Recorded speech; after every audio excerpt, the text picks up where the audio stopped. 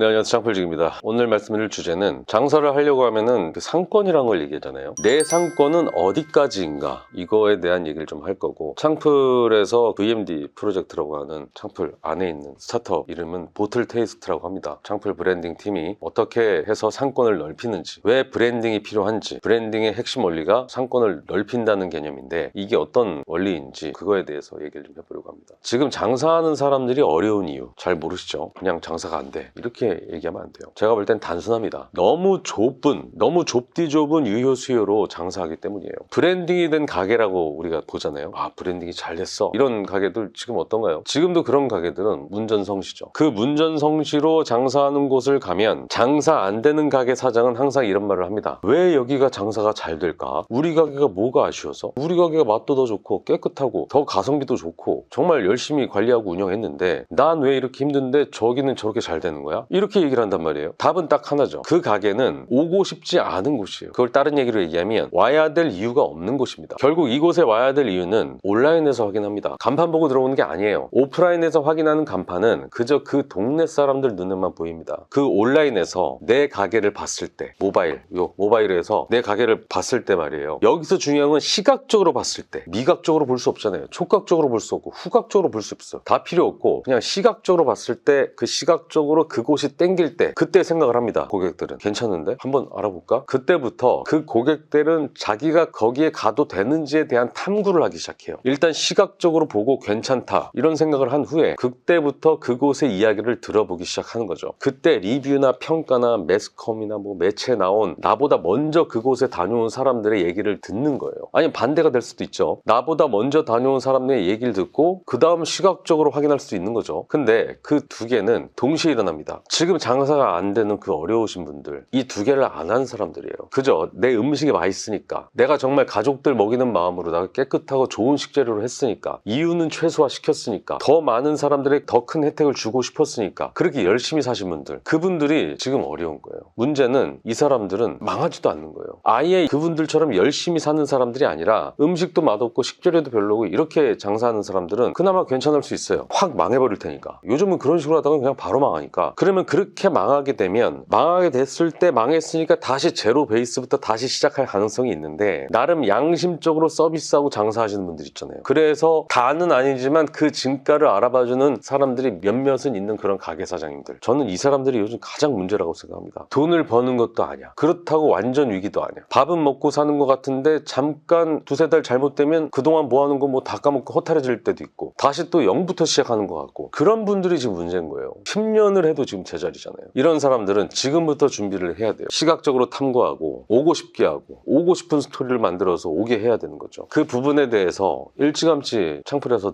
준비를 하고 있었고요. 창풀 VMD 팀을 보틀 테이스트 팀으로다가 창풀 내부에서도 그렇게 부르고 있었습니다. 이미 맛과 운영에는 자신 있지만 브랜딩을 모르는 사람들, 음식이 아닌 숙박과 시설업을 하는 사람들, 카페 디저트 같은 공간에서 머물고 싶은 곳을 만들어야 되는 사람들, 그 사람들에게 꼭 필요한 회사가 필요했고요. 우린 그것들을 하는 전문팀을 창풀 내부적으로 성장시키고 있었습니다. 이렇게 한번 생각해 보자고요. 지금 이미지를 보시면 여기는 지수휴라고 강원도에서도 가장 먼 고성에 있는 스테이입니다. 이곳에 오는 사람들이 고성 사람들일까요? 강원도 사람들일까요? 거의 100% 서울 수도권 사람들이에요. 서울에서 강원도로 오는 사람들은 2시간을 가나 3시간을 가나 큰 차이가 없어요. 어차피 한번 여행 가기로 마음먹은 거니까. 그러면 이곳은 유효상권이 서울 수도권까지 넓혀져 있는 거예요. 그런데 이 이미지를 보면은 여기서 인테리어가 뭘까요? 주방 아일랜드 공사하고 수도공사, 전기공사 뭐 이런 거 한 거 빼고는 인테리어 자체는 많지가 않아요. 조금 비싼 간살도어를 달아맸고요. 예쁜 소품들을 많이 샀고, 소파를 샀고, 테이블 의자를 샀어요. 예쁜 침대를 샀고요. 예쁜 컵과 접시들을 샀습니다. 그리고 이런 걸 가져다 놓았어요. 이게 인테리어인가요? 이런 건 디자인이에요. 글자를 이쁘게 써야 됩니다. 그게 카피라이팅이에요. 글자 크기, 굵기, 간격, 내용, 이 모든 게 디자인의 영역이고 카피라이팅의 영역이죠. 고객들은요, VMD와 카피라이팅 디자인으로다가 시각적인 만족감을 얻습니다. 그리고 그곳의 스토리, 어떻게 그곳이 태어났고 사람들에게 어떤 사랑을 받고 살아왔는지에 대한 스토리가 담겨 있어요. 그 동네 사람들은 이렇게 얘기합니다. 무슨 이런 허허벌판에 한옥 펜션을 하냐, 절대로 사람들 안 온다, 이런 얘기를 하시겠죠. 근데 우리는 그 동네 사람들이 고객이 아니에요. 그리고 그렇게 시각적으로 오게 만들고 그것의 스토리를 펼치고 결국 사람들은 엄지척을 합니다. 이곳까지 오는데 3시간 넘게 걸리는 사람들이 저런 이런 식으로 리뷰를 남기는 거예요. 그러다가 또 어디선가 연락이 오죠. 출산 비디오예요. 개그맨이 사회를 맡는 프로그램이라고 합니다. 출연자가 지수휴로 반드시 태교 여행을 오고 싶다는 말을 들었다고 방송국에서 얘기를 했다고 합니다. 그러면 이게 그냥 여행이 아니라 태교 여행이죠. 아이를 출산하려는 신혼부부가 힐링하러 오는 곳. 지수휴는 그렇게 또 브랜딩이 돼가는 겁니다. 그냥 숙박이 하루에 70만 원이면 비싸다고 하죠. 근데 그렇게 귀하고 귀한 아이를 출산하기 전에 산모의 심신을 케어해주는 태교 여행 숙박료가 70만 원? 이런 거는 싼 겁니다. 산후조리원에서 하루만 보내도 100만 원씩 깨지는 판인데 소비의 영역이 다른 거죠. VMD는 새 건물에만 하는 것이 아니에요. 대진한 큰 집, 여기는 40년 된 구축이에요. 집 자체의 뼈대만 그대로 다 남기고 나머지는 다 VMD로 수정한 겁니다. 사람들은 이곳에 와서 열광합니다. 이렇게 오래된 시골집 오랜만이라고. 애초부터 그렇게 브랜딩을 한 집이죠. 대진한 큰 집. 이름만 들어보면 명절날 큰아빠네 집에 가는 마음으로 오라는 마음으로 이름을 진 겁니다. 큰아빠네 집이 허름하더라도 포근하고 뭔가 도시에서 주지 못하는 그런 따스함을 주고 싶은 그렇게 VMD를 한 겁니다. 이미지 보시면 여기는 압도라고 하는 오리불고기집이에요. 이곳 역시 정말 허름한 칼국수집을 인수해가지고 이곳만의 느낌으로다가 마치 오래전부터 장사하고 있는 집처럼 그렇게 보이게 VMD 한 거예요. 신기한 거는 SBS 생방송 투데이에서 촬영을 온 겁니다. 오픈한 지 3개월 만에 대박집으로 촬영 온다는 거 단순히 메뉴 때문이었을까요? 온라인상 시각적으로 보이는 부분들도 방송사 PD 눈에는 영향을 끼칠 수밖에 없어요. 인테리어가 하나도 없이 100% VMD만으로 끝낸 공간이에요. 이곳은 어떨까요? 칸스라고 하는 멕시칸 다이닝 샤로스길점입니다. 이곳도 그 모든 거를 VMD로 끝낸 현장이에요. 주택을 개조해서 만든 식당을 사람들이 찾아오지 않기 때문에 망한 가게를 인수해서 완성된 가게죠. 지금 네이버에 한번 쳐보시면 샤로스길 칸스에 대한 스토리가 나올 겁니다. 지금 보는 이미지는 공실에서 주방 공사만 들어가고 나머지는 모조리 VMD로 끝낸 초이스테판이라는 브랜드고요. 이곳 역시 김포에서는 핫플레이스입니다. 한식주정 당술샘, 이곳 역시 수원 행리단길의 핫플이에요. 맛도 모르고 메뉴도 몰라도 지금 보이는 공간 기획만으로도 행리단길을 가려는 사람 입장에서는 탐구할 만한 가치가 있는 가게가 돼버리는 겁니다. 평상집이라는 삼계탕 브랜드 100% VMD로만 완성된 가게죠. 그런데 이 주변에 삼계탕집이 없을까요? 백숙집이 없을까요? 하지만 사람들은 맛도 중요하지만 어느 곳에서 먹을까도 중요해요. 그냥 아무런 노력 없이 그냥 형광등 불빛 아래서 삼계탕을 먹는 것보다 조금은 특별한 곳에서 삼계탕을 먹고 싶은 거는 모든 사람들의 인지상정이죠. 지금 보는 이미지는 애주가의 책방이라고 하는 브랜드입니다. 강남에 있는 위스키바예요. 책을 보면서 위스키를 한잔하고 와인을 한잔합니다. 어떤 곳에서 책을 보고 싶을까요? 우리는 그 공간의 본질을 얘기하는 겁니다. 결국 궁극적으로 오고 싶은 곳이 돼야 상권이 넓어집니다. 수요가 확장됩니다. 오고 싶은 곳을 만드는 첫 번째 해야 될 일이 바로 공간기획과 VMD죠. 보틀테이스트 VMD 사업의 수장은 샹플의 윤현진 본부장이라고 따로 있어요. 앞으로 보틀테이스트라는 이름으로다가 자영업자들의 상권을 넓혀가는 일을 아마 제대로 할 겁니다. 혹시라도 내가 지금 진행을 하고 있는 가게의 공간에 대한 궁금증이나 이런 것들이 있으시면 댓글을 남기시든 간에 아니면 카풀 카페에서 남기시고 아니면 네이버 폼을 저희가 넣어드리니까 거기다 신청하시면은 본부장이 직접 전화를 해서 궁금한 것도 말씀 좀 드릴 거니까 제대로 보틀테이스트 팀을 이용하셨으면 좋겠습니다. 이상 창필직이었습니다.